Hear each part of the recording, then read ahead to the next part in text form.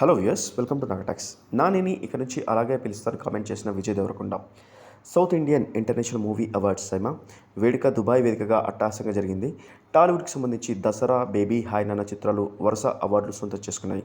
దసరా చిత్రానికి గాను ఉత్తమ నటుడిగా నానికి అవార్డు దక్కింది. అయితే ఈ సందర్భంలో విజయ్ దేవరకొండ చేతుల మీదుగా అవార్డుని నానికి అందజేశారు.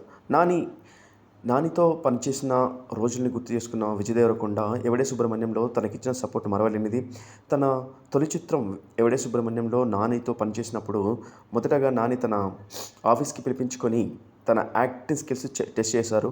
అప్పుడు తనతో పనిచేసిన విధానం కానీ, తనకిచ్చిన సపోర్ట్ కానీ జీవితంలో ఎప్పుడు మరవలేదని, ఈరోజు ఈ మాత్రం సినిమాలో నటిస్తున్నందుకు నానినే కారణం అంటూ తను కామెంట్ చేశాడు. అదేవిధంగా ఇండస్ట్రీలో చాలామందిని తను అన్నయ్య అని పిలుస్తానని, ఇక నుంచి నానిని తనకు అన్నలాంటి వాడని, ఇక నుంచి నాన్నని అన్న అని పిలుస్తానని కామెంట్ చేశాడు.